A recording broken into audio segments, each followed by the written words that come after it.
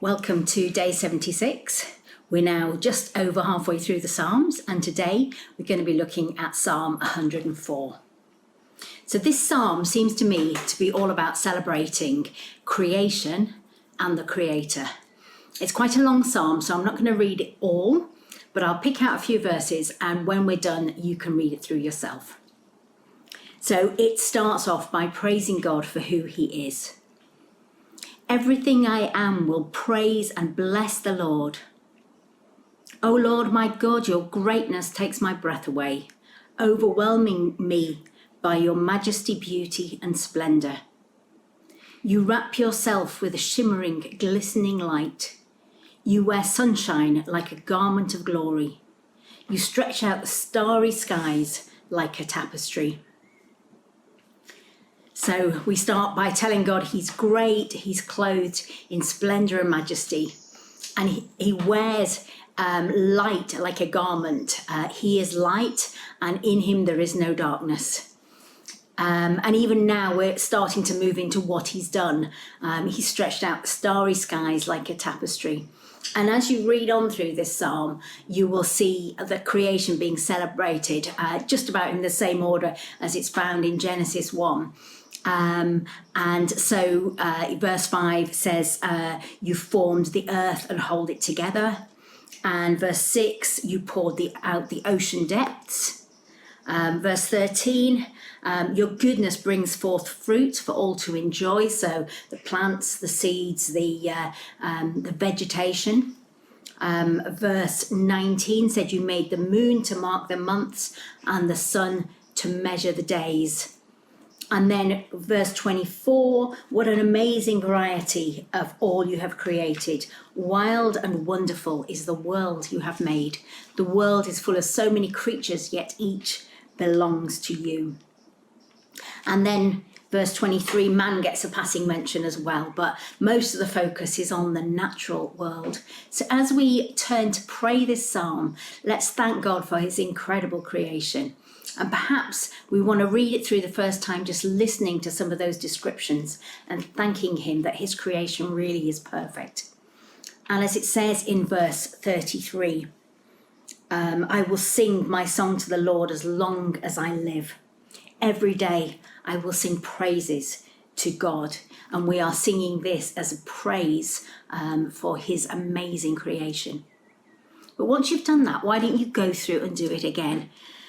And actually read and intercede for His creation. So we know that human beings are the biggest contributors to destruction of the natural world.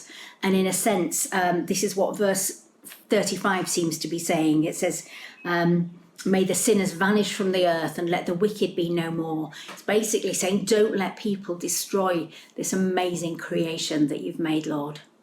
So go ahead and read the psalm for a second time, and let's pray for our world. So verse 5, we ask God that you hold it all together so it will never fall apart.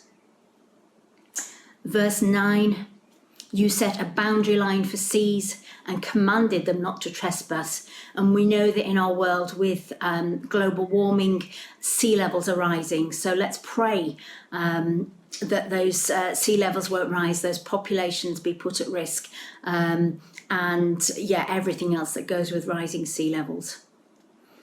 In verses 11 right through to 15, it speaks of rain to water the land, harvest to feed people, daily bread to sustain, and all these things are under threat as our planet heats up. So let's pray once again into that. And then verses 16 and 17, the trees of the Lord drink until they're satisfied. Within their branches you provide for birds a place to build their nests. And so trees are so important. Let's pray for our forests, pray that people in the world will not be cutting them down, and the biodiversity that we find there. And then there's also a mention for the big animals, the mighty lions and the massive whales. So let's pray that people won't bring some of these species to extinction. And then verses 29 and 30 kind of talks about the natural cycle of things being dying and recreated. like in reference to the circular life, but there's a balance that needs to be there within creation, doesn't there? That God kind of put into creation at the very start, that balance, that cycle. So let's pray that we don't destroy that cycle.